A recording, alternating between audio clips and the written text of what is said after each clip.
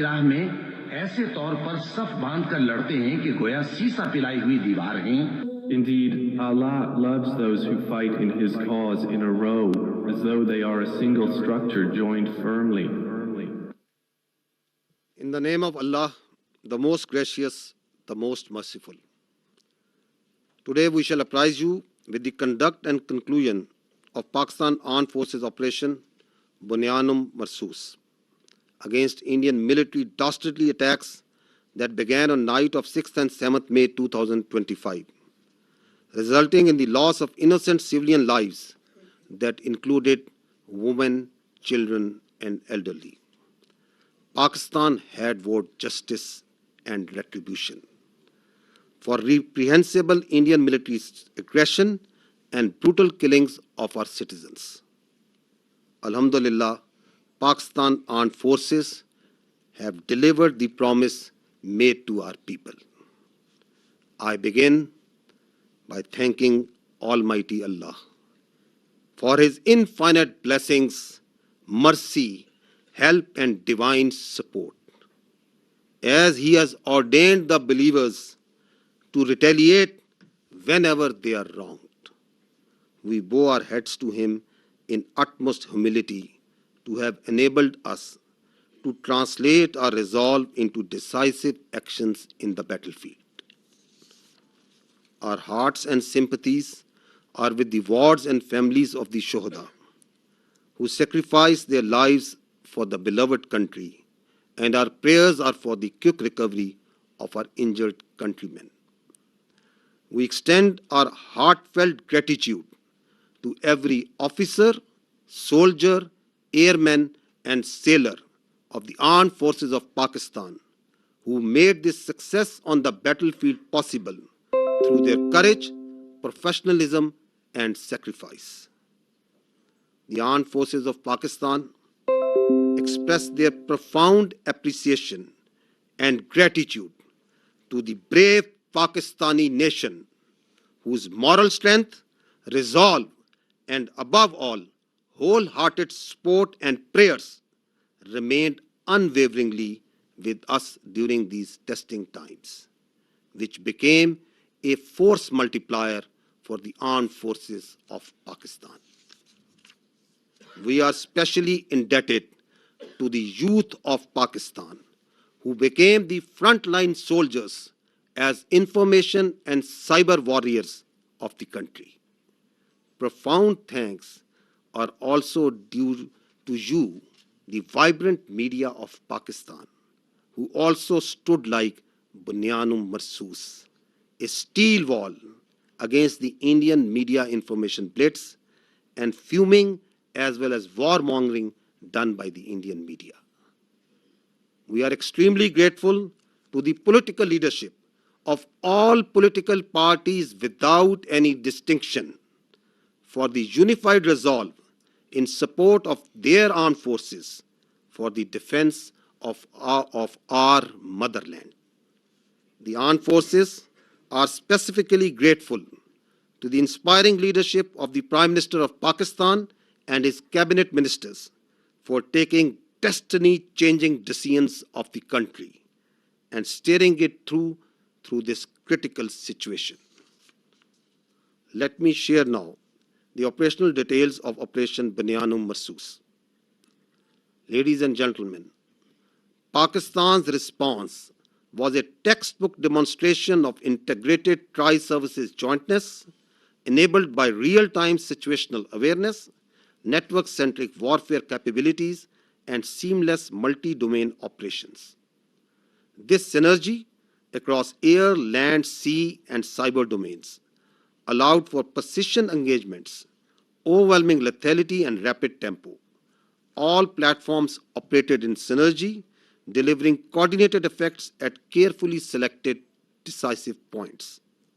Using precision-guided long-range Fateh series missiles F-1 and F-2 of Pakistan Army, precision munitions of Pakistan Air Force, highly capable long-range loitering killer munitions, and precision long-range artillery.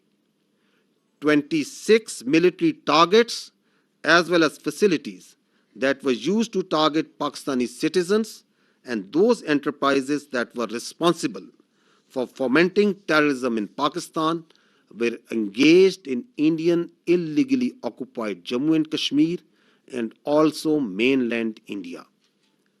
The targets included Air Force and aviation bases at Suratgarh, Sirsa, Bhuj, Nalia, Adampur, Bhatinda, Barnala, Halwara, Avantipura, Srinagar, Jammu, Udhampur, Mamoon, Ambala, and Pathankot, which all sustained major damages. BrahMos storage facilities at Beas and Nagrota were also destroyed, which had fired missiles on Pakistan, killing innocent civilians, our flower-like children, our ladies, and our elderly. S-400 battery system at Adampur and Bhuj was also attacked by our proud Pakistan Air Force. Military logistic and support sites which helped sustain this unlawful operation against innocent Pakistani civilians, like Field Supply Depot at Uri and Radar Station at Poonch, were also targeted. Military command headquarters, which helped plan the operational killing of our innocent citizens, especially the children, including 10th Brigade and 80 Brigade at KG Top and Nowshera, were also destroyed. Facilities which harbor, train, and capacitate proxy elements that perpetrate terrorist attacks inside Pakistan, which kill innocent civilians, were specifically identified and destroyed. These include intelligence fusion support units and its forward field elements at Rajouri and Nowshera. Across the line of control, military elements including headquarters, logistic bases, artillery position, and posts that had caused civilian casualties in Azad Jammu and Kashmir through unprovoked artillery and small arms fire were relentlessly targeted and heavily damaged until they raised white flags and asked for restraint. India used drones to violate Pakistani airspace to intimidate our civilians and spread fear. All through Operation Bunan-ul-Marsus, dozens of Pakistani armed drones hovered over Indian major cities and sensitive political and government facilities, including their capital, New Delhi.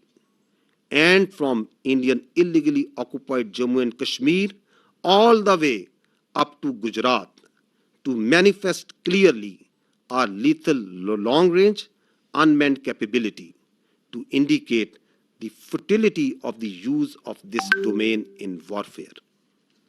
Pakistan Armed Forces also carried out comprehensive and effective cyber offensive to temporarily cripple and degrade critical infrastructure and services that were being used by Indian armed forces to sustain their operations.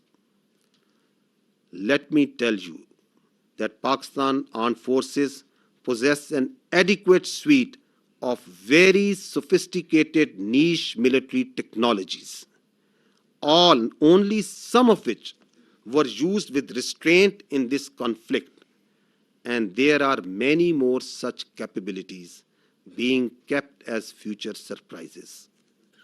Despite all this, let me say that compared to Indian relentless provocations, Pakistan's military response has been precise, proportionate, and still remarkably restrained.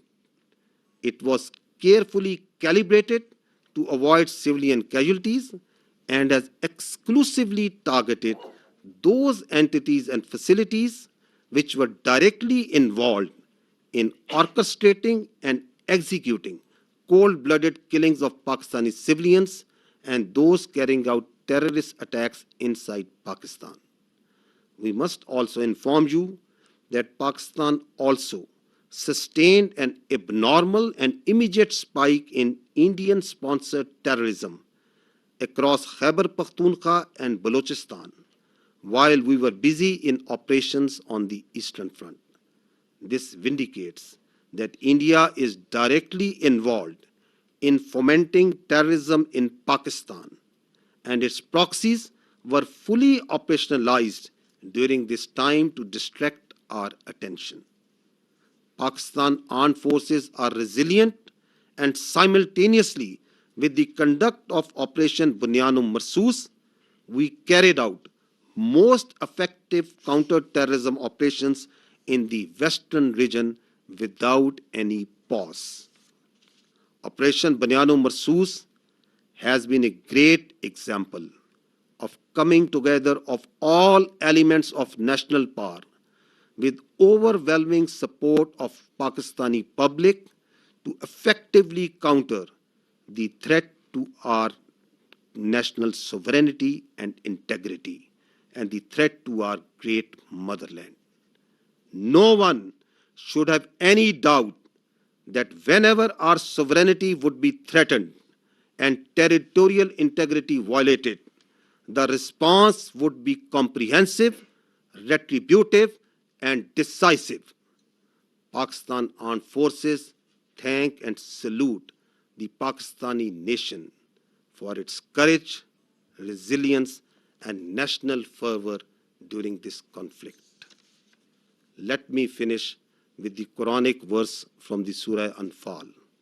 وَيَمْكُرُونَ وَيَمْكِرُ اللَّهُ وَاللَّهُ خَيْرُ الْمَاكِرِينَ. They plan and Allah plans, and Allah is the best of planners. Pakistan Zindabad, Afwaj Pakistan Pindabad. Now, ladies and gentlemen, I will read out this statement in Urdu for our citizens of Pakistan in general. बिस्मिल्लाहिर्रहमानिर्रहीम. आज मैं आपको पाकिस्तान की मुसल्लह अफवाज के operation बुनियान-उल-मरसूस की कार्रवाई और इसके नताइज से आगाह करना चाहता हूँ, जो भारत की बुज़दिलाना फौजी जहरियत के जवाब में किया गया।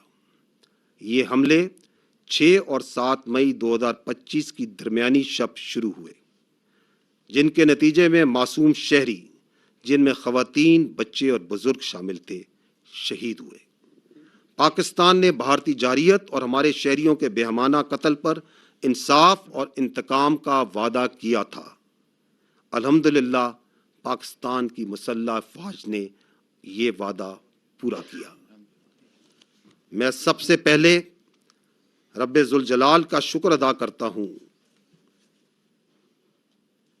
मैं सबसे पहले रब्बे ज़ुल जलाल का शुक्र अदा करता हूँ, जिसकी बेपाया रहमत, नुसरत और मदद हमारे साथ रही। अल्लाह ताला ने मोमिनों को हुक्म दिया है कि जब उन पर जुल्म हो तो वो जवाब दें। हम अल्लाह के हजूर सजदा रेज होते हैं कि उसने हमें अपनी अज़्म को फैसला कुन अमल में ढालने की तौफीक अता फरमाई। हमारे दिल और दुआएं इन शोहदा के ख़ानदानों के साथ हैं, जिन्होंने अपनी जानें मादरे वतन पर कुर्बान कर दी। हम जख्मियों की जल्द सेहत याबी के लिए भी दुआगो हैं।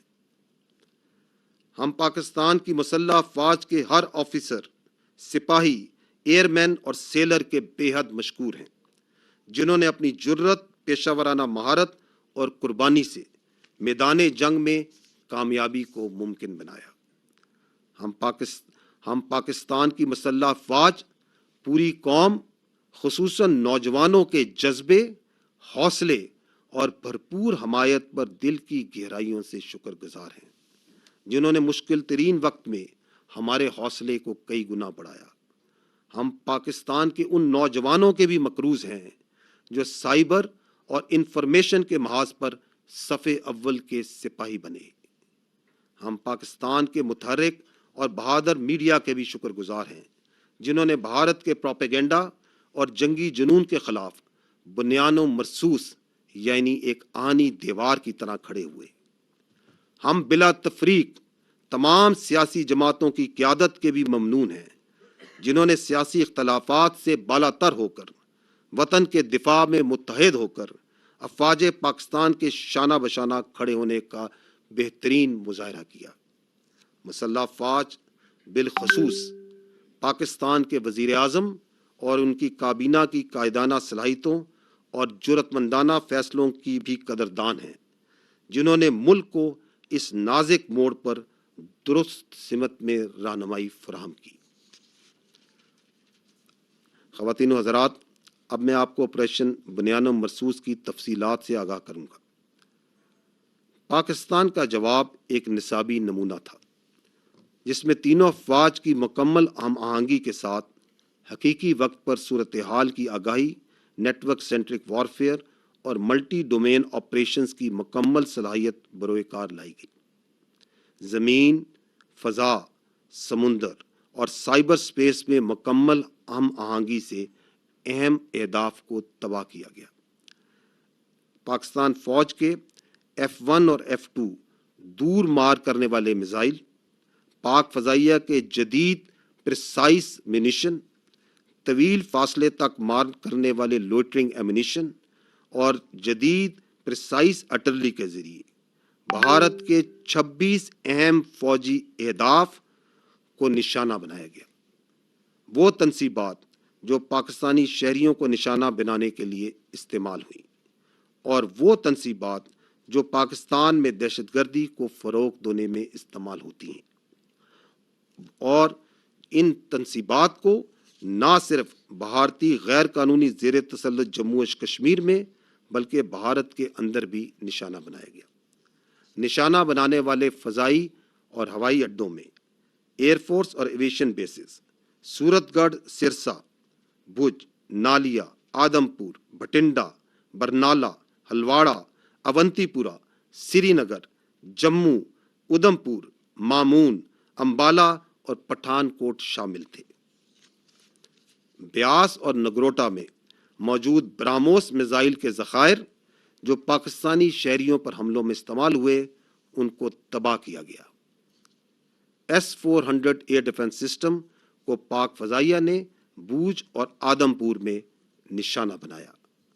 اڑی میں فیلڈ سپلائی ڈیپو اور پونچھ میں ریڈار سٹیشن جیسے لاجسٹک اور سپورٹ مراکز کو بھی نشانہ بنایا گیا۔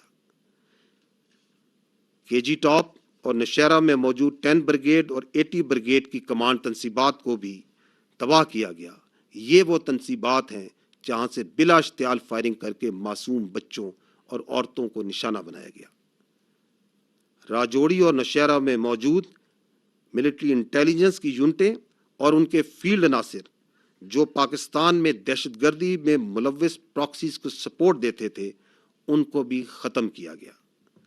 لائن آف کنٹرول کے پار وہ تمام آرٹلری، لاجسٹک اور پوسٹیں جو آزاد جموں اینڈ کشمیر میں سولینز پر فائرنگ کرتی تھیں، ان پر شدید اور مسلسل جوابی کارروائی کی گئی، یہاں تک کہ انہوں نے سفید جھنڈے اٹھا لیے۔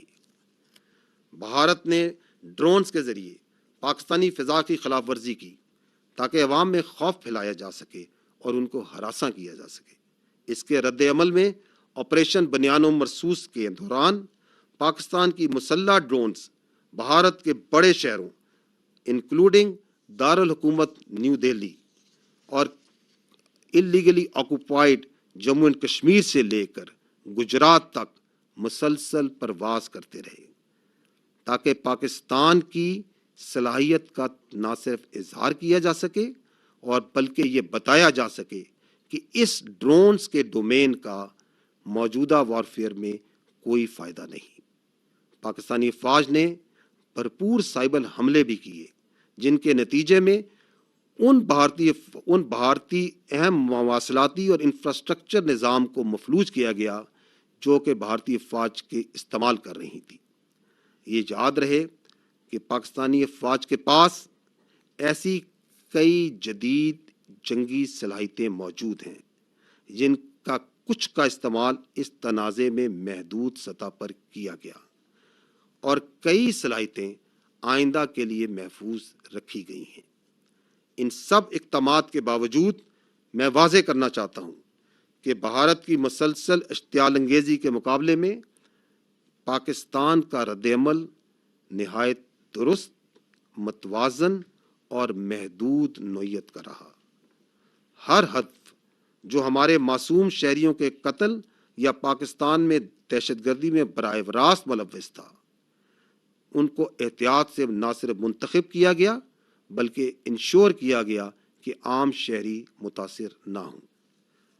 ہم یہ بھی واضح کرنا چاہتے ہیں کہ جب مشرقی سرحد پر افواج پاکستان دفاع میں مصروف تھیں تو خیبر پختونخوا اور بلوچستان میں بھارتی سرپرستی میں دہشت گردی میں غیر معمولی اضافہ ہوا، جو اس بات کا دوبارہ ایک ناقابل تردید ثبوت ہے کہ بھارت پاکستان میں دہشت گردی کو اپنی پراکسیز کے ذریعے فروغ دے رہا ہے۔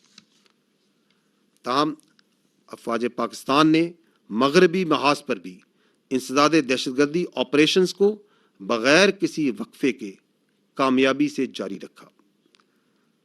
خواتین و حضرات، آپریشن بنیان-ال-مرسوس ایک ایسی شاندار مثال ہے جہاں قوم کی تمام طاقتیں متحد ہوئیں اور متحد ہو کر مادر وطن کے تحفظ کے لیے کھڑی ہو گئیں۔ کسی کو بھی کوئی شک نہیں ہونا چاہیے کہ جب کبھی ہماری خود مختاری یا سرحدوں کی خلاف ورزی کی گئی، ہمارا رد عمل جامع، جوابی اور فیصلہ کن ہوگا۔ افواج پاکستان پاکستانی قوم کو اس کے حوصلے، عزم اور حب الوطنی پر سلام پیش کرتی ہے۔ اور آخر میں سورہ انفال کی ان آیات پر ختم کرنا چاہوں گا، وَيَمْكُرُونَ وَيَمْكُرُ اللَّهُ وَاللَّهُ خَيْرُ الْمَاكِرِينَ۔ وہ تو اپنی تدبیریں کر رہے تھے اور اللہ اپنی تدبیر کر رہا تھا، اور وہ سب سے مستحکم تدبیر کرنے والا ہے۔ پاکستان زندہ باد، افواج پاکستان پائندہ باد۔ اب میں آپ کو اس آپریشن کی مزید جزیات سے آگاہ کرنے کے لیے آپ کی توجہ اسکرین کی جانب مقبول کرانا چاہوں گا۔ کم من فیۃ قلیلۃ غلبت فیۃ کثیرۃ باذن اللہ، and the translation reads, how many times it happened that a smaller force vanquished a bigger force by the will of Allah. History has proven that the complete nation and its armed forces have always stood together with all their might against any act of aggression. Alhamdulillah, we have the will, capacity and capability to protect our sovereignty and territorial integrity, and we are all well aware of the ways and means to do it. Our forefathers, they have sacrificed immensely, and we have sacrificed a lot for the creation of this country, and we know how to defend it. If this great Pakistani nation and the Pakistani armed forces, if 1.3 million Indian army with all their wherewithal, if they cannot intimidate us and they cannot coerce us, these terrorists can subdue the armed forces of Pakistan. ہم صرف یہ کہنا چاہتے ہیں کہ نہ ہم تمہاری طاقت، نہ تمہاری مکاری اور تمہاری جارحیت سے مروب ہونے والی قوم ہے۔ Now you just wait for our response.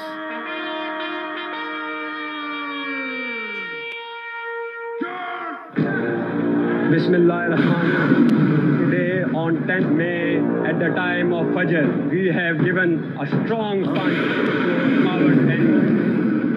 Alhamdulillah. Nare Allahu Akbar. Today is 10th May 2025 and this is a smashing response to a coward enemy, and it will inshallah continue. Nare Takbir!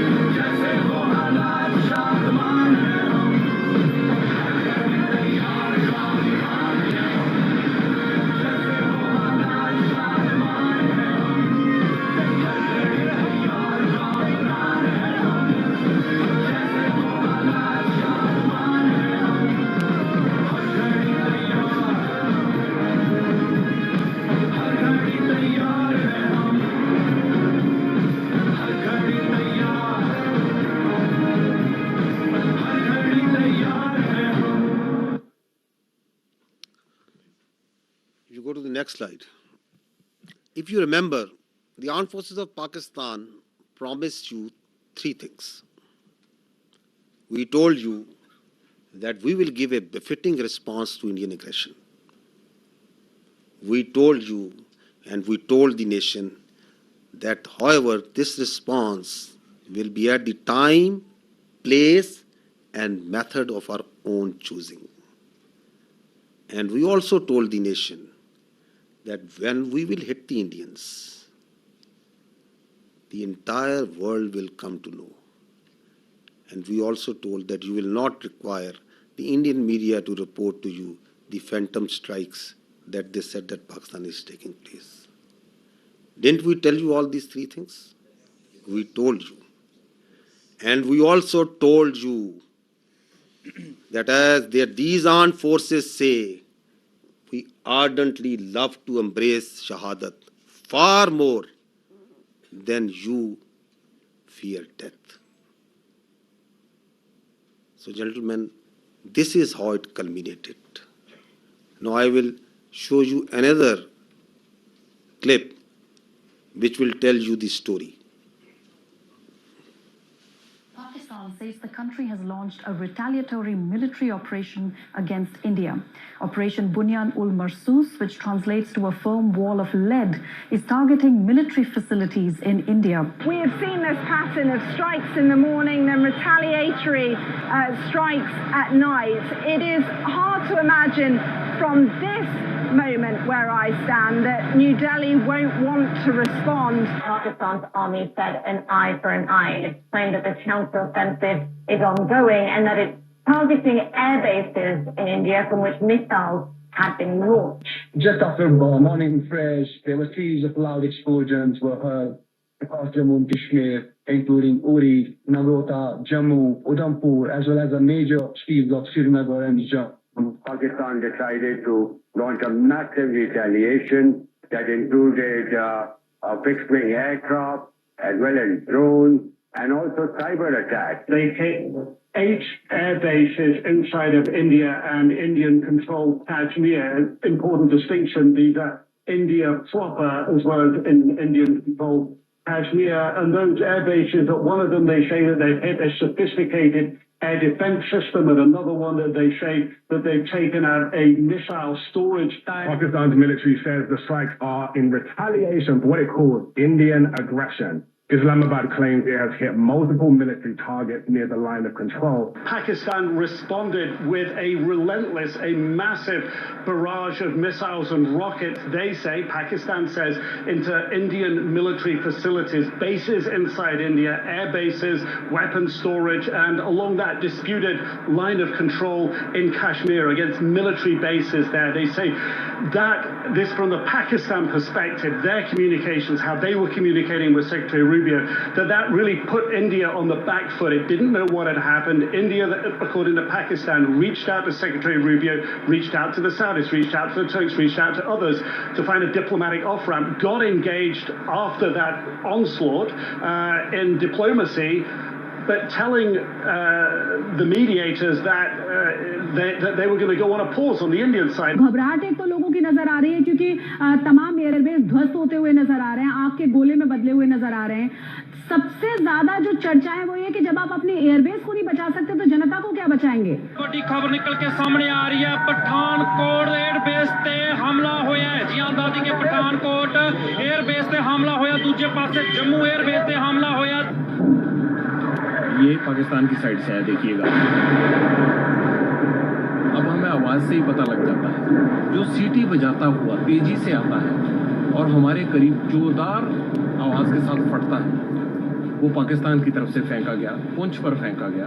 देखिए उन्होंने जो किया है पठानकोट, पठान हमारा आगे जिसको हम कहें एडवांस एयरबेस है, बहुत है।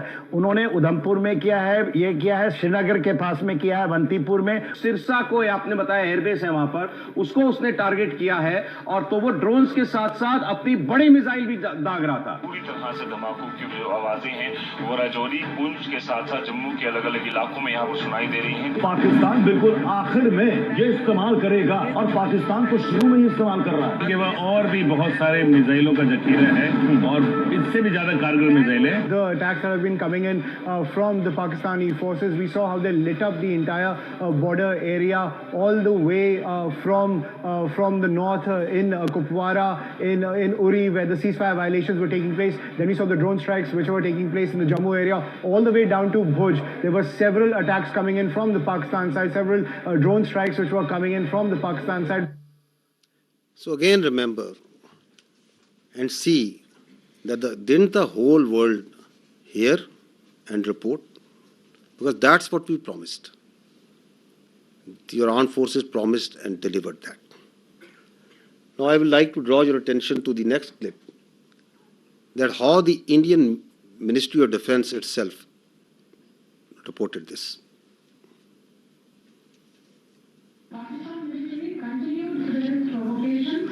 Carrying out aggressive actions employing multiple threat vectors all along the western border. Pakistan employed UCAV, drones, long-range weapons, loitering munitions and fighter aircrafts to target military infrastructure. Pakistan military also resorted to air intrusions using drones and firing of heavy caliber weapons along the line of control. Air intrusion and several harassment attacks were also attempted Srinagar till Nalia at more than 26 locations. Damage was sustained to equipment and personnel at Indian Air Force stations at Udhampur, Pathankot, Adhampur and Bhuj. There were also several high-speed missile attacks noticed with heavy damages to other military stations in Kupwara, Baramulla, Poonch, Rajouri and Akhnur sectors continued. Indian Armed Forces reiterate their commitment to non-escalation provided it is reciprocated by the Pakistan military. भारतीय सशस्त्र बल दोहराते हैं कि वे तनाव वृद्धि नहीं चाहते, बशर्ते पाकिस्तान भी ऐसा ही व्यवहार करे. So did you find even operation बुनियान-ए-मरसूस का आगाज करने वाले that did Pakistan attack anything other than military targets? No. Did any international media, even Indian media, what are they reporting? Precise targeting of the military installations, posts. We told you that we don't target civilians. Our religion does not allow us. Our culture does not allow us. Our professionalism of these armed forces doesn't allow us. That we will never target civilians. So they are even acknowledging that. And they are also saying that once they received the message, once they got the message, then who asked for non-escalation? Who requested that they want non-escalation, that the things should go down? So it's for all to see. So now I will request first Vice Admiral Rab Nawaz to give you a short brief on the naval operations that were part of the Operation Bunan-ul-Marsus, followed by Air Vice Marshal Aurangzeb on the air operations. And after that, we will take your questions and answers. Thank you. Thank you, sir. Ladies and gentlemen, I'll very briefly talk about the role of Pakistan Navy in the defense of Pakistan during this particular crisis. And by the grace of Almighty Allah and with Almighty's help, we were able to defend Pakistan's sea frontiers and deter an enemy which is numerically superior. We kept the enemy at bay, and I'll just briefly talk about how we executed our operations. So essentially, protection of Pakistan's maritime interests in seaboard defense, that is the task of the Navy. And Alhamdulillah, with the help of Almighty Allah, we were able to do that. On any given day of the year, we maintain perpetual readiness. And what that means is that our ships and submarines, they are stocked up, all the military logistics are stocked up. And for us, the transition from peace to war is not only swift, it's almost invisible. And when this false flag thing happened in the Indian illegally occupied Jammu and Kashmir, we immediately mobilized and we completed the operational deployments of Pakistani Navy fleet units and also the coastal command units in a matter of hours. Our submarines, our ships and aircraft, they were in their respective areas where they were supposed to be, and we were ready to thwart any aggression from the sea. And go on to the next slide. Ladies and gentlemen, maritime domain awareness, that is essentially to know what is happening in your area of interest. That is critical for the naval operations. And I'll just briefly talk about that, because to generate any response, you need to be aware of the happening in your area of responsibility. And we were maintaining 24/7 vigil at sea. And okay.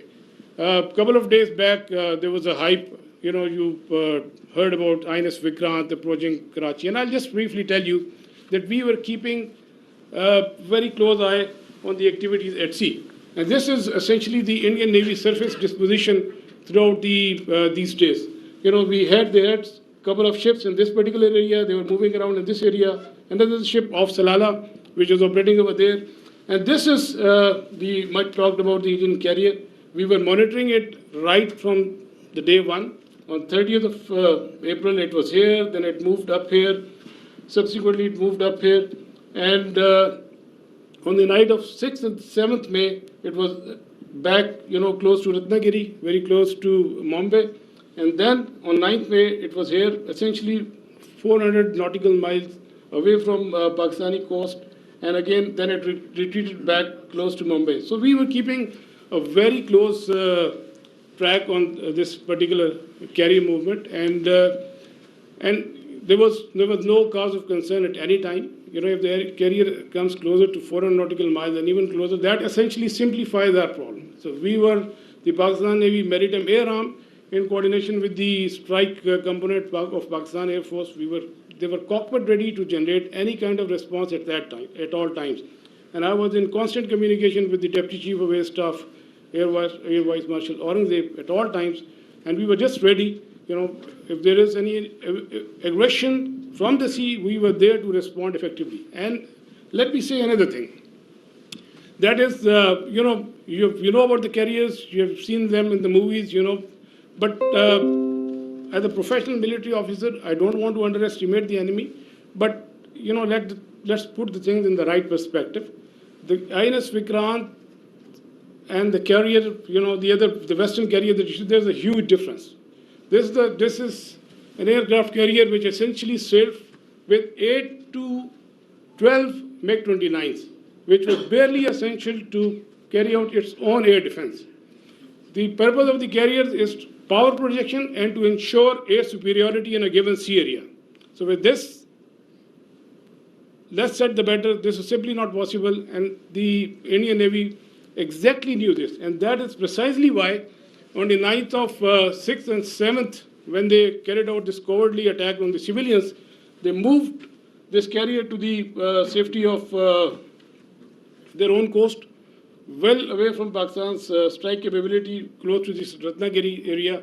And again, on the night of 9th and 10th, it was moved very close to the Mumbai. It was essentially 17 to 20 nautical miles off Mumbai. But we were keeping a track. We were fully aware of their movements in this area, and we were always ready to generate a response in coordination with the Air Force, especially in case of the aircraft carrier. Subsurface elements, the offensive element, they were offensively deployed. They were in their respective areas and ready to generate a response. And also, You might have seen this footage. We were not only in the surface domain, but we were essentially effectively monitoring their air surveillance things. And because of the operational security reason, I'll not talk much about how we did that, but we were keeping an eye on this particular activity as well. And likewise, in the subsurface domain, our anti-submarine warfare vigilance was all-time high. We were monitoring the movement of their submarines when they left their shores, and we exactly, had an idea where they would be, and we had our ASW surveillance and suppression effectively going on at all times. Likewise, another component of Pakistan Navy's responsibility is the defense of the Creek area. We had our coastal command units deployed over there in close coordination with headquarters 5 core elements, Pakistan Army elements, and they were poised to defend this particular area in case of any aggression from the south. Another important component is the protection of ports and harbors. You have just heard the DG ISPR talked about the subconventional threat that we witnessed. There was a surge in other part of the country, and we were, there were real-time apprehension that there may be a surge. So we ensured the protection of all ports and harbors of Pakistan, and coastal command elements, they effectively played a very, very important role in this. And just to mention that on the night of 6 and 7, when they carried out the attack on Pakistan, we were fully ready to respond to any aggression from the sea. We were just ready, and but the enemy chose not to come over. It was essentially not a matter of choice. I would say it was a matter of compulsion, because enemy fully understood the cost it would have incurred had it ventured from the sea. And likewise, वापस जाइएगा operation बुनियान-ए-मरसूस का आगाज करने वाले फतह missile के बारे में हम क्या जानते हैं? बुनियान-ए-मरसूस का मतलब क्या है? बुनियान-ए-मरसूस के अल्फाज मुसलमानों की मुकद्दस किताब कुरान की एक आयत से लिए गए हैं, जिसका मतलब सीसा फैलाई हुई दीवार है। कुरान की सूरह सफ की 4थी आयत है, जिसमें कहा गया है, बेशक अल्लाह उन लोगों को पसंद करता है जो उसकी राह में सफ बस्ता होकर लड़ते हैं, गोया कि वो सीसा पिलाई हुई दीवार हैं। ISPR के मुताबिक बुनियान-ए-मरसूस ऐसे लोग हैं जो अल्लाह के रास्ते में जद्दोजहद करते हैं, यानी एक मजबूत लोहे की दीवार की मानिंद, और यही अफराद अल्लाह के सबसे महबूब बंदों में शुमार होते हैं।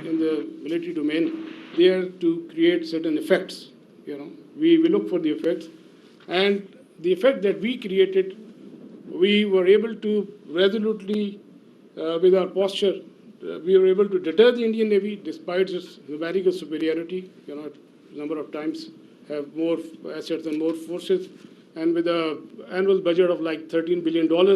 So Pakistan Navy, with its potential, with its posture, with its capability, was effectively able to deter the Indian Navy from doing any venture from the sea, alhamdulillah.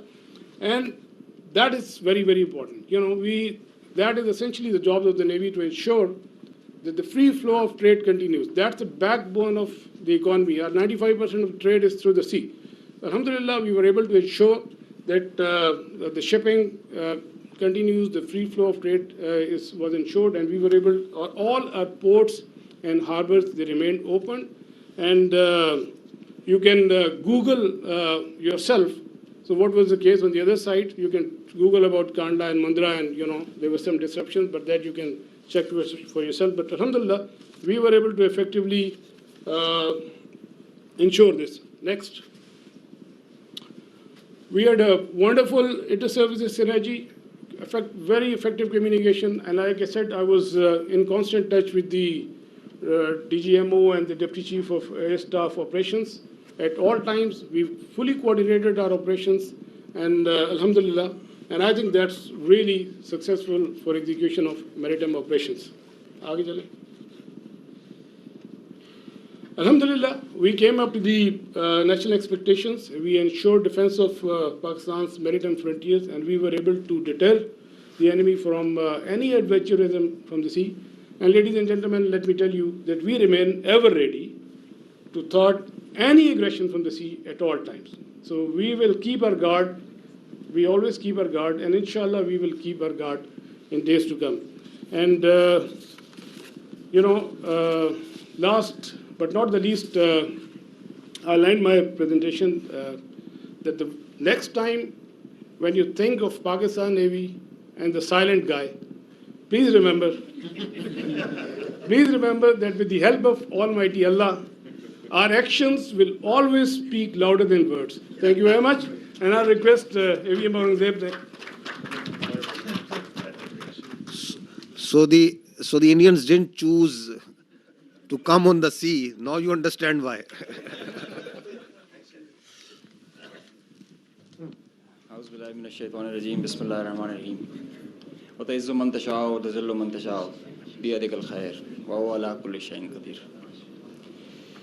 On behalf of Pakistan Air Force, Chief of the Air Staff, Pakistan Air Force, I stand here with you all with deep-rooted humility and gratitude.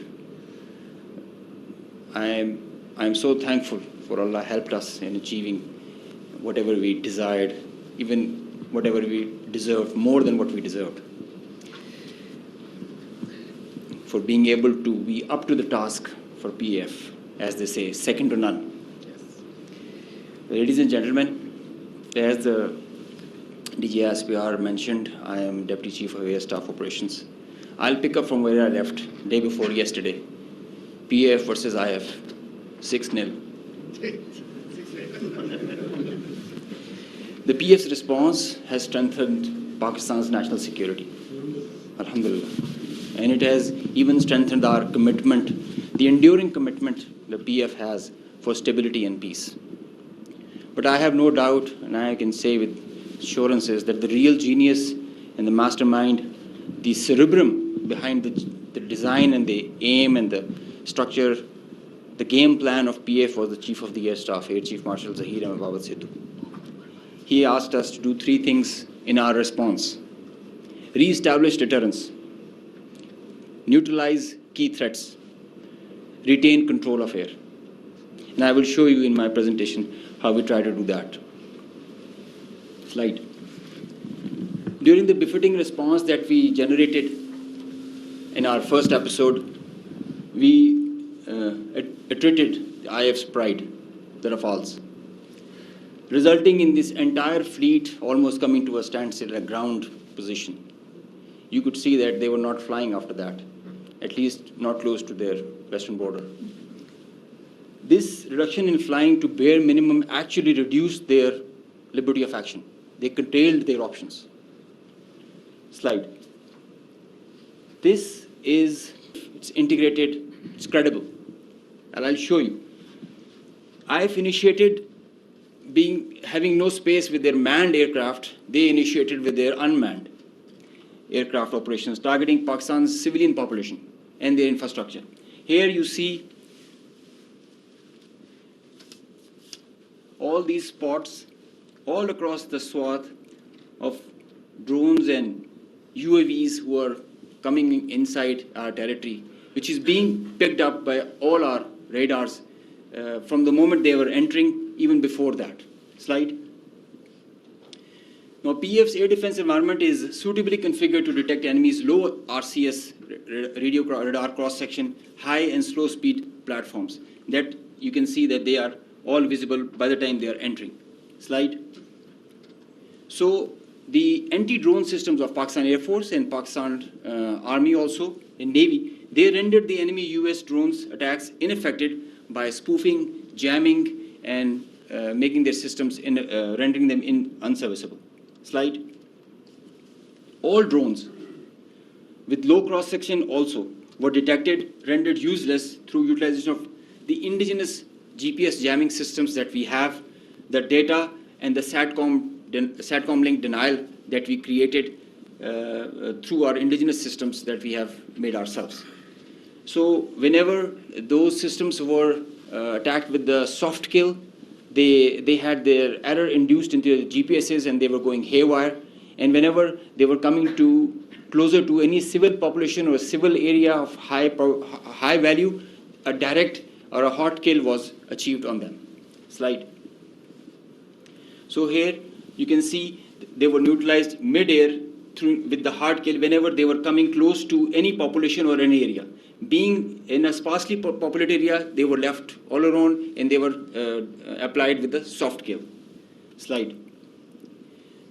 Now, after that, when the US chapter was over and they were fearing PF's retribution, in utter desperation, the IF resorted to a highly escalatory, very irresponsible surface-to-surface and long-range vector application.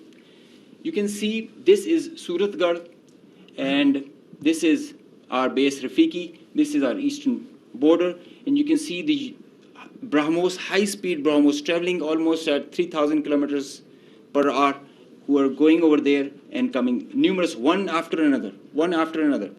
And now they were being attacked with PF's soft kill. We were inducing the errors into them, into the GPSs, which increased their CEP. The probability of missing their target increases. And hard kill was also achieved. Here you see one of the US has gone, if by the end of the slide you see one of the US has overshot the target and gone ahead. And this is the radar picture. You can see that they are going, this BrahMos will miss the target and will go ahead and fall in some no man's land. And they are being, one after another, they are coming back, crossing the borders. They are being picked, slide. They are being picked as soon as they are being launched. So real-time launch, mid-flight and terminal phase of all SSM, PF has the capability. Our air defense system, as I just mentioned, is very offensive, integrated, and credible. So here you see that they are being launched from Bhuj area. This is the southern part of the country. And this is our airfield Bhulari. You must have mentioned, you have seen there were a lot of mention from the our counterparts. Here you see this BrahMos is coming. It's almost reaching the target, and you'll see when we will apply the soft kill, look what happened to it. It moved left and then disappeared towards the ground. I mean, this is the radar evidence that we have that there so many of their vectors missed the targets. A lot of them did make because they were throwing like hundreds of them. Next slide.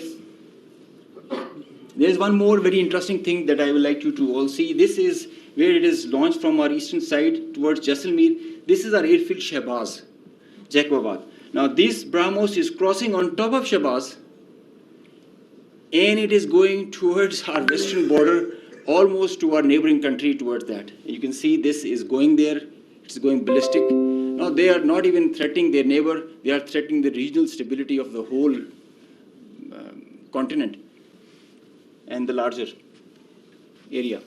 So effective sensor to shooter grid that was made by PAF and the potent hardened soft kill capability that led to the missed target opportunities for lots of their surface-to-surface and long-range vectors. Slide. Now this is another thing that I want you to all to see. This is a launch of a high-speed projectile that has been launched from their area surrounding Adampur. Now these are the vectors where our radars are picking them, and it is disappearing short of Amritsar area within their own territory. I mean, this is the most absurd kind of a targeting psychology or practice that you would see, that you are not only targeting neighboring countries to your enemy, if they consider it, and your own people as well, jeopardizing their safety. I mean, this is the high-speed project impacting within own territory, and we have other pictures for that also. This is the repeat occurrence that happened the other night also. Slide. Now the PF's response, I would like you all to pay attention to that, because this is kind of a dizzy slide, but I will go one by one so that it's all clear. PF's response, PF's effective spectrum warfare, which supplemented the kinetic ops that we envisaged to take. The integrated, seamless, synchronous utilization of EW, cyber, and space domains, coupled with the synergetic all-domain offensive response, which orchestrated following a very intricate targeting mech, the mechanism that we undertook to engage the targets, of swift, calibrated, effect-based approach to operations, which was undertaken across complete swath of the Indian Western Front. Now you have seen in the video montage that the whole border was exposed by PF and our armed forces. So starting from the north across LOC till Kandla, with targets including airfields, ammo dumps, as far and as deep as Delhi.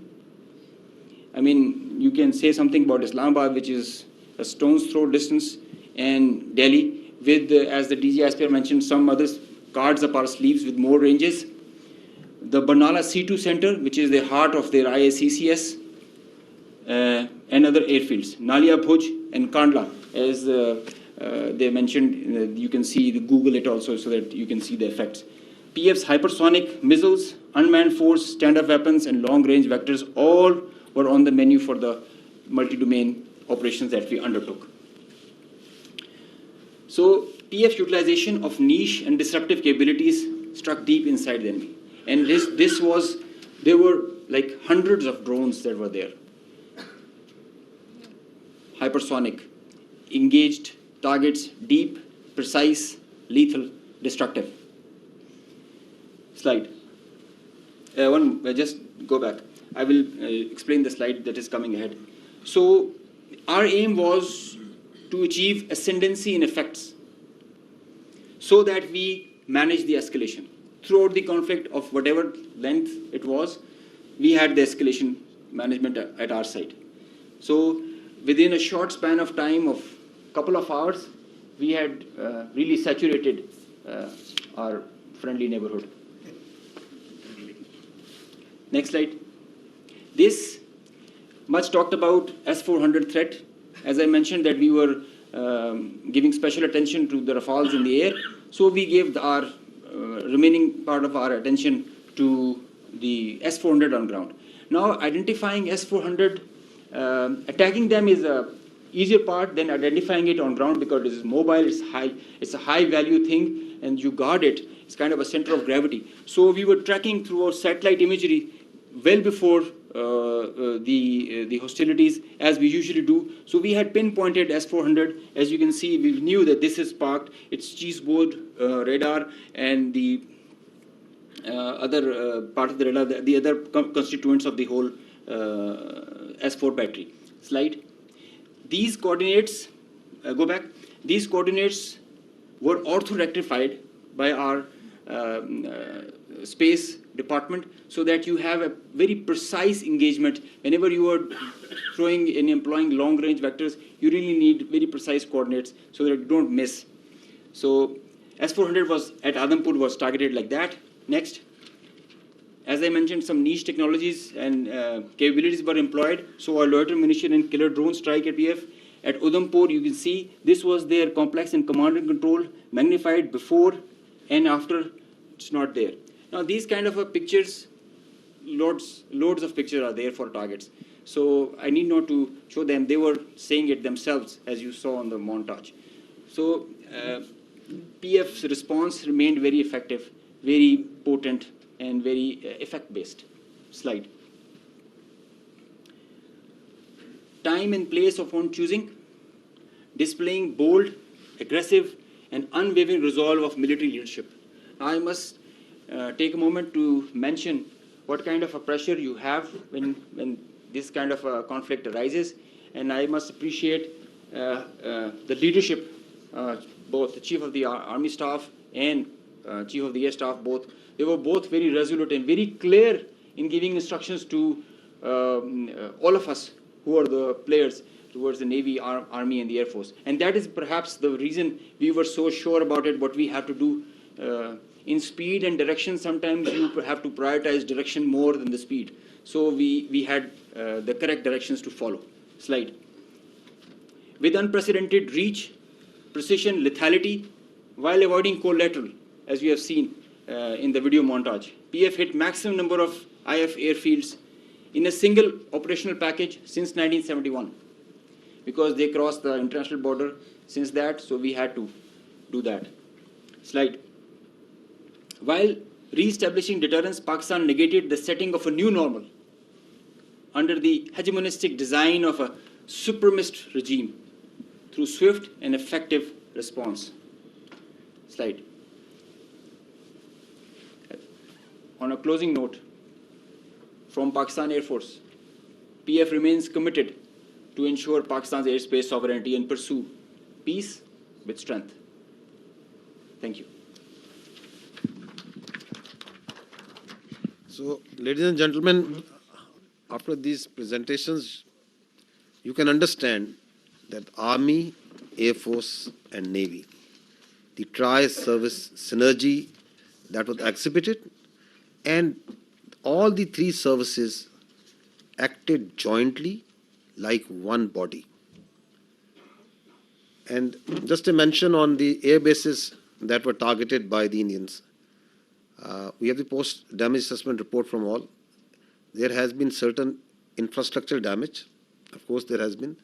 Only one aircraft has minor damage, which will be repaired and soon operational again.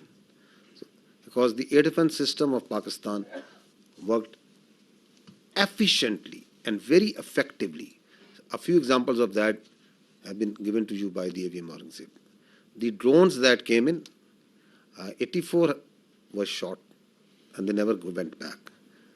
And we also promise you that they can send anything. Whatever they will send, it will not go back. So that's a promise also that we kept. So now we can start with the question and answer. And before that, we again first bow our heads in humility to Almighty Allah for giving us this great success and the people of Pakistan for the support that was with the armed forces. And the armed forces and the people of Pakistan were one body again. They worked together for thwarting this threat against this motherland. So we can have the first question.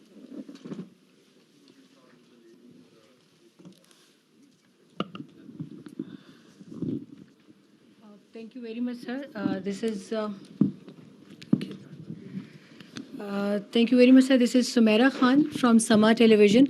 And first of all, let me convey the pulse of the nation as well. They cannot reach you in person, every one of them, but the heart of felicitation is indeed with you from the masses of Pakistan, specifically youth, you mentioned very rightly. My question is, in that whole span of escalation, the Indian government had been issuing extremely provocative statements regarding initiation of war, and not just the government, but unfortunately their media was also, to me it seemed very war frenzy. And but in that whole time, in the meanwhile, I saw Pakistani side and I saw you very defensively responding to all the hegemony and Indian aggression. So I just wanted to know that it was part of your strategy. What was that? Or you never wanted that escalation to rise to all those levels? And a quick comment from Aurangzeb as well, that the multi-domain, how would you elaborate it? How did you incur it in the PF strategy to kill the Indian side in the battlefield? Thank you. So as far as the question to the escalation is concerned, let me say it. The reality is that in a conflict which is between two rival nuclear powers, such a conflict is actually an absurdity. And it is inconceivable and sheer stupidity. Why? Because that conflict can lead, in the case of Indo-Pakistan, India-Pakistan, can lead to the peril of more than 1.6 billion people. So, in reality, there is no space for war between India and Pakistan. And if anyone wants to carve out this space for war, he is actually carving out space for mutual annihilation. So that is why you saw that in this conflict, Pakistan acted in a very mature manner. And through conventional forces, we maintained escalation control through conventional forces. We gave them a two-notch up response, while also ensuring that these forces, the Pakistan Army and the other forces that were employed on the Western Front, on the counter-terrorism operations, no pull is also exerted on them. Thank you.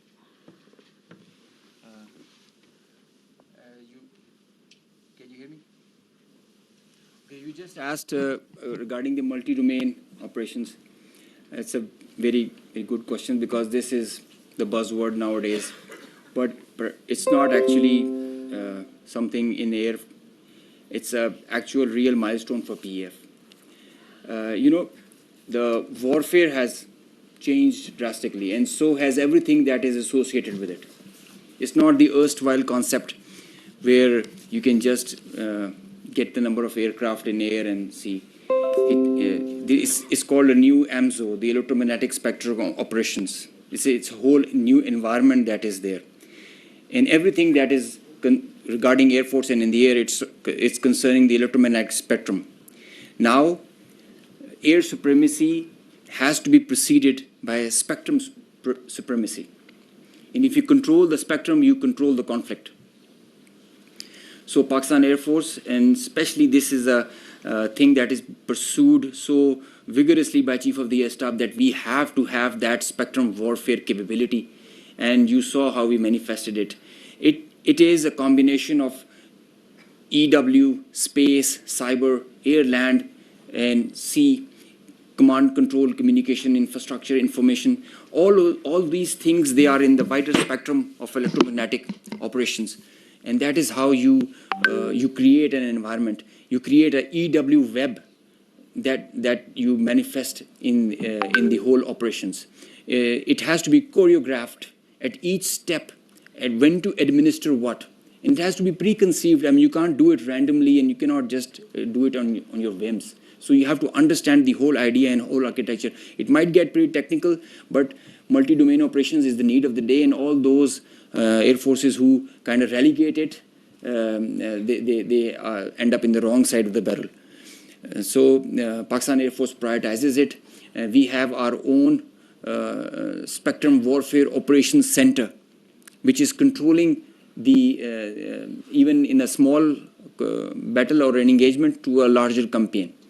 Because now the players, all the players who are there, all aircraft, they have so much of sensors and there's so much of fusion going on, the data links, the software-defined radars, they're all thriving on the electromagnetic spectrum or being challenged by it. So each player is taking a campaign-level decision, the kind of information he is having. And if he doesn't get that information, he is redundant.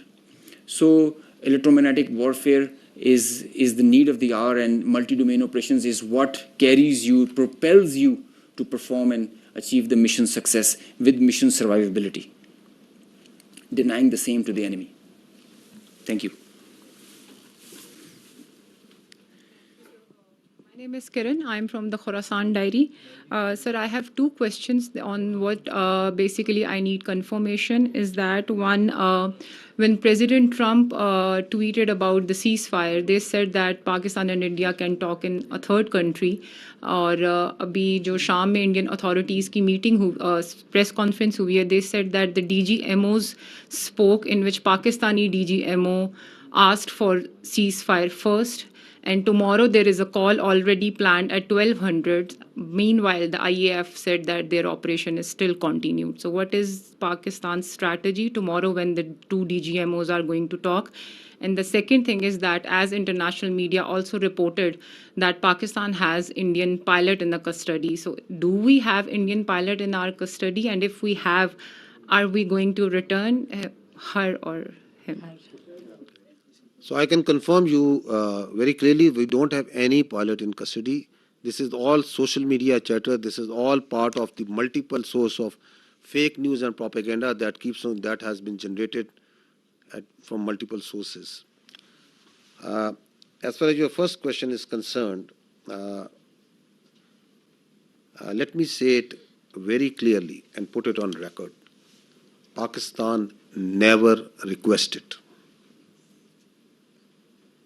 The fact of the matter is that on the night of 6th and 7th May, once those ghastly and cowardly attacks were made, the Indians requested after those attacks. And Pakistan gave a very clear response that we will communicate back only after we have given the response that this and retribution that this act deserves. So on 10th of May, after that response and retribution, that just retribution, targeting not the civilians, but those military establishments, those units, those places from where the attack on the civilians, the innocent civilians, the children was made, once they were neutralized and taken out. And on the request and intervention of the international interlocutors, we responded to the already made request of the Indians. And if you see publicly, what's on the public record? What I have shown you just now. What was the public position of the Ministry of Defense of the Indian Armed Forces? Who was asking for non-escalation once the just retribution of Pakistan Armed Forces have gone? So I think the record publicly, the facts speak for themselves.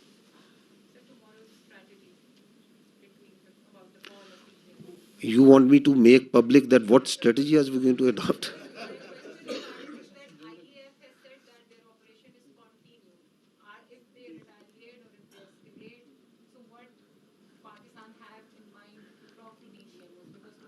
For any threat, anything that they can pose, posture, your armed forces are always vigilant and ready.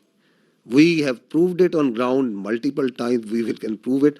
So, and we don't respond. And we are not here for a response that what they said. And so it's not that what they said that I have to say.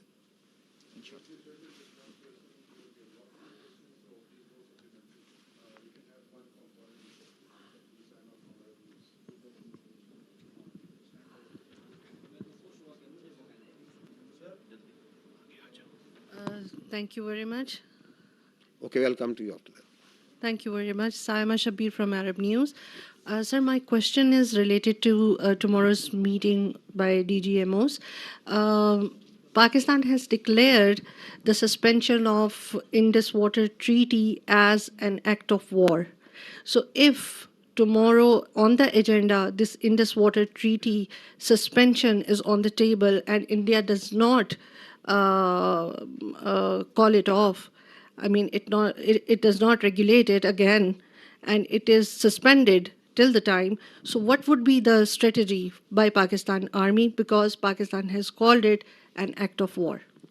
So the position of the government of Pakistan on the Indus Water Treaty is absolutely clear, and no further comment is needed on that.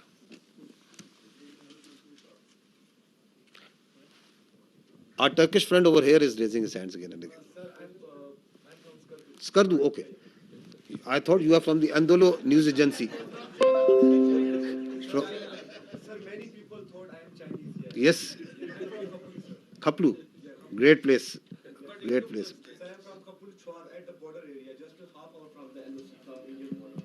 Okay. Sir, I am from British. Okay. Sorry for the mistaken identity. So we can go with the question.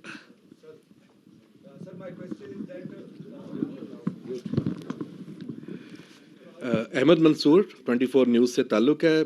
General साहब, हमारी जो forces की leadership है उसके लिए बहुत कुछ कहने को है, लेकिन मैं सिर्फ ये कहूँगा कि जो बॉडी लैंग्वेज स्ट्राइक्स आपने की हैं इस सारे कन्फ्लिक्ट में, उन्होंने भी बॉर्डर पर बड़ा कुछ हिला के रखा है।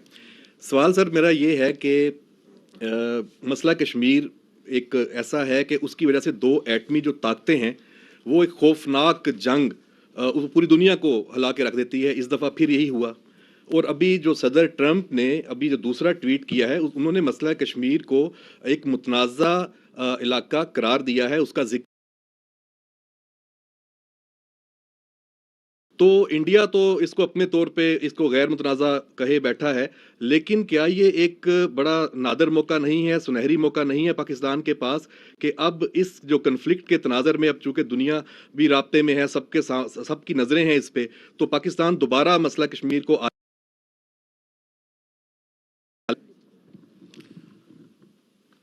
Kashmir remains central to the dispute between India and Pakistan. And peace between India and Pakistan will always elude till the time there is not the resolution of the Kashmir as per the United Nations resolutions and as per the will of the people of Kashmir. So that is important to understand. Till the time that is not done, there cannot be enduring peace between India and Pakistan. So this military conflict has once again put Kashmir right as the flashpoint, which needs to be resolved, which needs to be as per the will of the people of the Kashmir. And you have alluded to the tweet and the international power, rightly understanding that this issue of Kashmir needs to be resolved. The problem here is that what we are seeing is, and I talked about it in my last press conference also, is that India continues to internalize this external problem. Kashmir is an external problem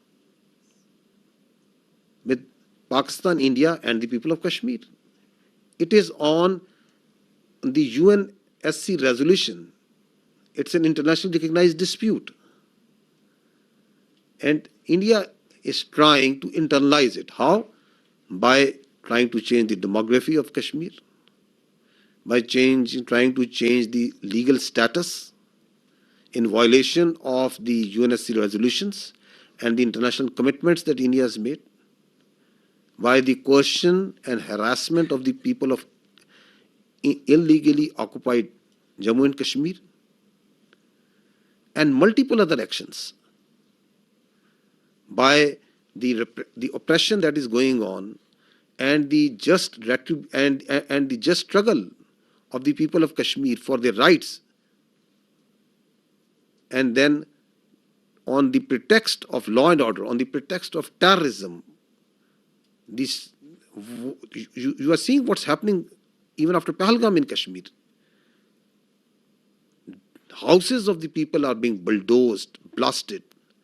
People are being taken into custody, and not in dozens, but in hundreds, in thousands. You have got so much security forces, so many intelligence people, so much state power put in that very small place. The rights of the people, the plight of the women, the plight of the children. So it's an international issue. Talk it out, find a solution which satisfies the will of the people. So that is what needs to be done as far as Kashmir is concerned.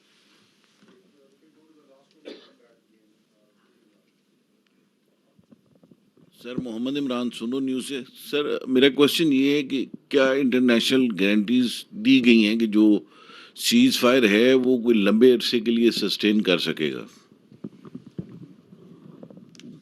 You see, being the spokesperson of the armed forces of Pakistan, I can state with 200% certainty that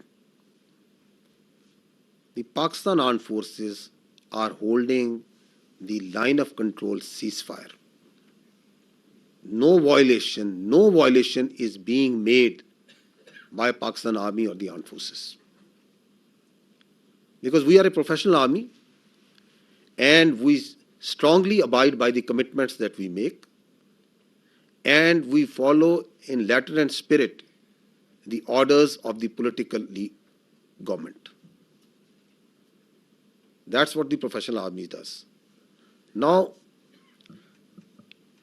if you see in reality what's happening in Pakistan, Pakistan is celebrating peace.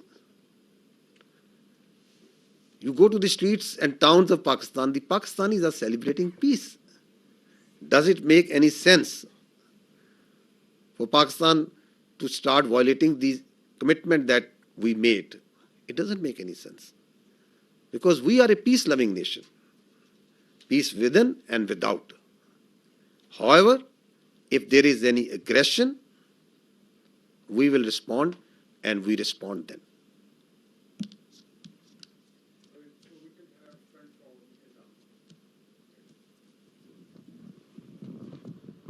So thank you so much. My name is Raza. I'm from Iranian State News Agency. If you allow me, I have a question from the Honorable Vice Admiral. So thank you.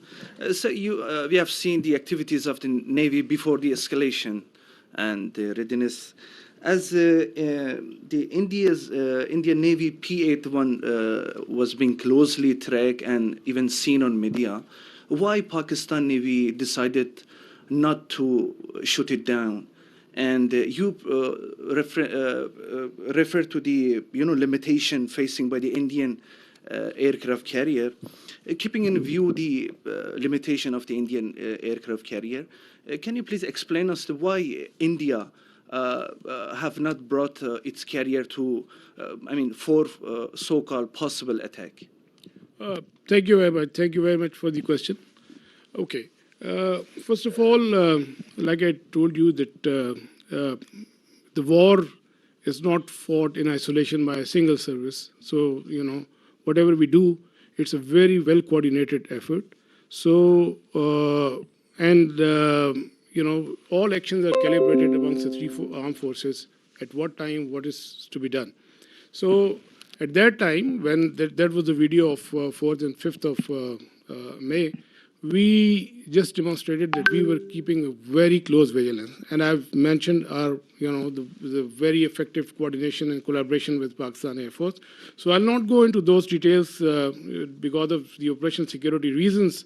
But essentially, that was simply to send across a message that if we can track, so we can go to the next level, but that is based on the national decision-making. That's not an isolated. The Navy will always act in sync with all three services, and that would be a national security decision-making thing. So when the time will come for that to happen, so inshallah we will respond in that fashion. The aircraft carrier, I mentioned, for example, we can have that slide, Kazim, if he's here. So this is the aircraft carrier which is having 8 to 12 MiG-29s, which is barely enough to carry out its own air defense. And aircraft carriers, if the Western air carrier, if you talk of the 4th class aircraft carriers, they carry like 75 plus aircraft. And the purpose is to project the power and to have the air superiority in the theater of war. So, and that is how they influence operations from sea to land. So here, in case of INS Vikrant, the aircraft that it was carrying, they were barely enough to protect, to carry out its own air defense. And, the question of projecting power ashore or to maintaining an air superiority in a theater, in conflict theater, that's simply not possible. We know that, the Indian Navy understands that, and that is why it was more of a psychological, trying to create a deception or a psychological effect. And we fully understood that. And like I said, we were always ready. Had there been any aggression, we, in close coordination with Pakistan Air Force, we were always ready. They were cockpit ready to generate a response. We have a mechanism worked out with the Pakistan Naval Aviation assets and Pakistan Air Force assets. So the response was always ready. And this is simply, let me say it politely. I did mention that as a professional military officer, I don't want to underestimate the enemy. But let me tell you candidly that INS Vikrant, with its present capability, it's effective essentially in the IO domain, and which essentially you saw that article in the Telegraph and that hype about it. So essentially, its effectiveness is restricted to the IO domain. And had it not been the case, it would have projected the power ashore and it would have created some effect. So they understand the limitation, and we also understand that. Thank you very much.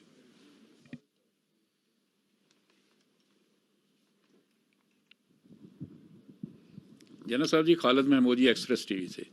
जना साहब, Indian media ने जो 3 दिन में तूफान बर्पा किया, उसको तो हम अच्छी तरह जानते हैं, उसका जवाब भी उनको दिया गया।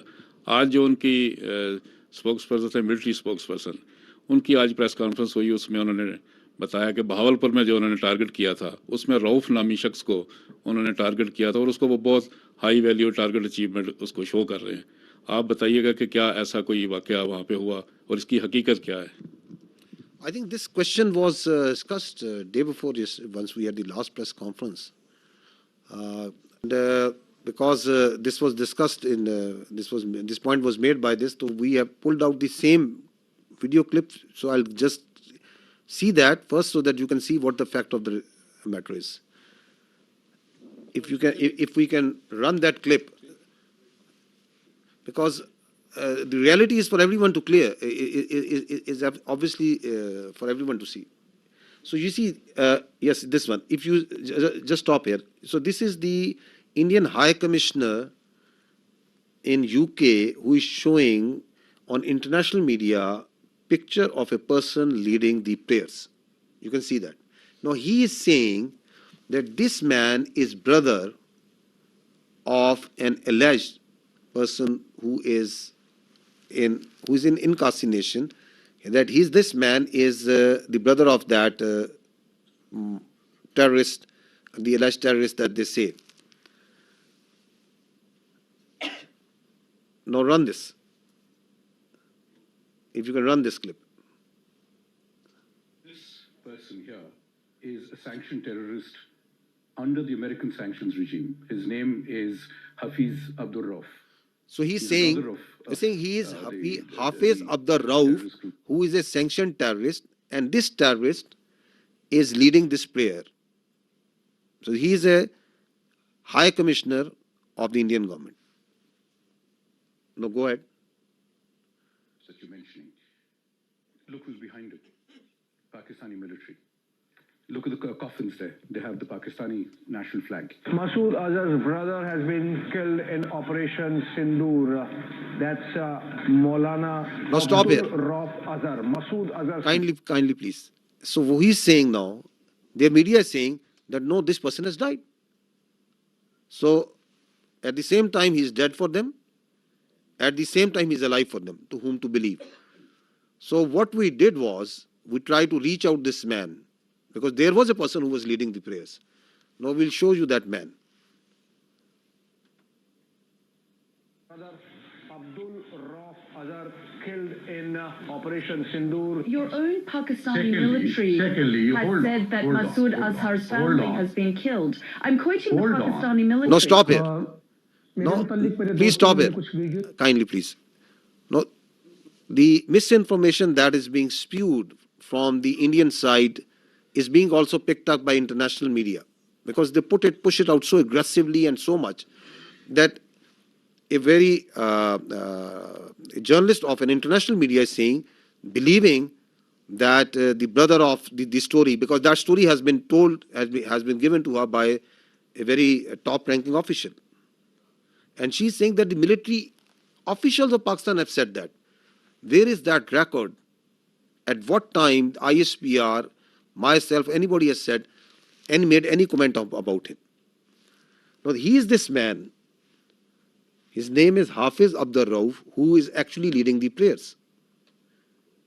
And listen to him what he's saying.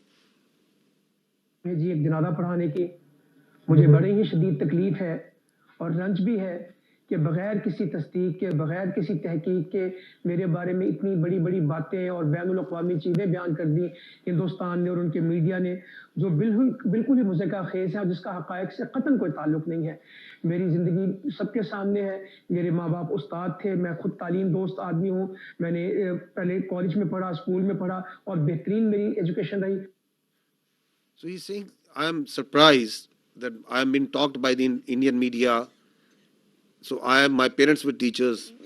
He's got 3 daughters, son, and he is born in March 1973. You can see his details, family details and everything over here. So we are actually surprised that even today, then again, they have come out with the same thing. So it is now getting, it's a little flabbergasted that whatever they are telling, why they are telling, and what to believe, what not to believe. Operation बुनियाने मरसूस का आगाज करने वाले फतह missile के बारे में हम क्या जानते हैं? बुनियाने मरसूस का मतलब क्या है?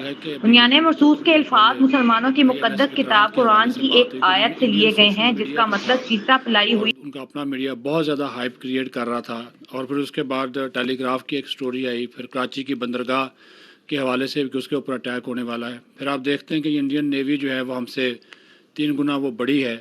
तो लेकिन आपने ये भी कहा कि हमारी जो फोर्स जो है वो खामोश फोर्स है। तो क्या ये जो खामोशी थी किसी तूफान का पेश खैमा थी जिसकी वजह से वो अटैक नहीं कर सके? क्योंकि इधर तो लड़ाई हो रही थी अब आर्मी की भी और फ़ज़ाइया की भी। जी बहुत शुक्रिया। वो इंडियन मीडिया ने तो आपने देख लिया था कि वो कराची पे वो और बाकी भी लाहौर की बंदरगाह पे भी कब्जा कर लिया था जो आपने देखा उस पर। तो वो तो लेट्स कीप दैट असाइड।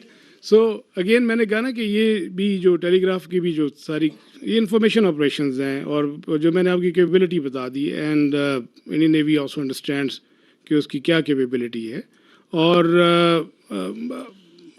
उसकी फॉर एग्जांपल कराची से करीब लेके आना 400 मील में मैंने आपसे कहा even at that range and if it comes even closer so that makes it extremely vulnerable. They understand it. They understand it perfectly well.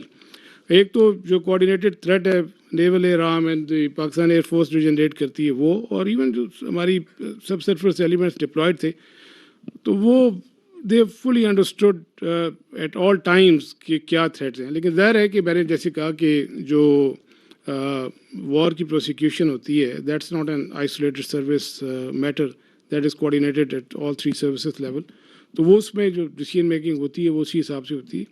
और ये मैंने कहा ना आईओ डोमेन में जैसे आपने टेलीग्राफ का जिक्र किया और फिर वो एक थोड़ी सी तशवीश सी फैली तो वो मोर ऑफ आईओ डोमेन में था। वो तो जब उससे बहुत पहले भी जो है around I think 23rd 26th of April भी जब वो कारवार से निकला था तो उसी दिन वो कराची पे पहुंच भी चुका था। तो वो भी उस दिन आपने उनकी मीडिया में देखा होगा। तो वो ये सब उसी आईओ डोमेन में था और capability they all understand and while I'm not undermining लेकिन I'm just be factually correct, we understand, we have our plan ready और मतलब अगर कोई adventurism की तरफ आता है तो we will take them down. Thank you very much.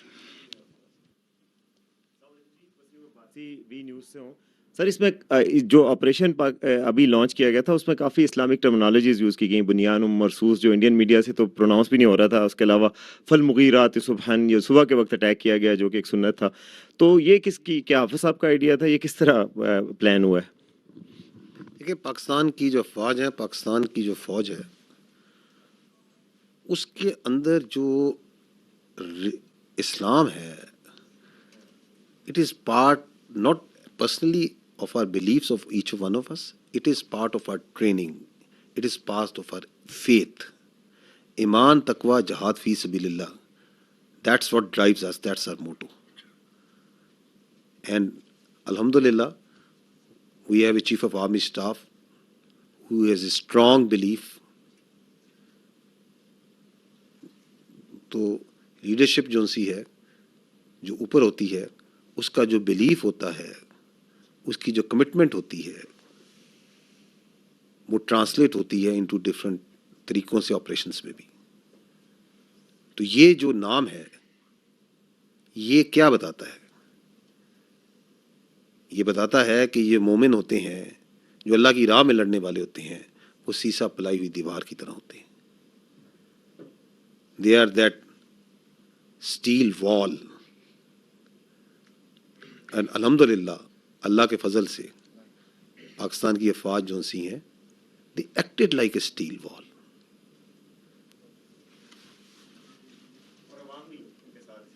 जी बगैर किसी शक के मैंने इसलिए शुरू में कहा कि सबसे पहले हम अल्लाह सुब्हानहू व तआला के आगे सजदा करते हैं, शुक्र करते हैं, फिर हम पाकिस्तान के आवाम का, पाकिस्तान के यूथ का, पाकिस्तान के मीडिया का, पाकिस्तान के सियासतदानों का, तमाम पॉलिटिकल पार्टीज़ का, اس وقت جو ہماری پولیٹیکل لیڈرشپ ہے ان کی حوصلہ مندی کا، یہ جو آپ نے رسپانس دیکھا ہے، it is the all elements of national power.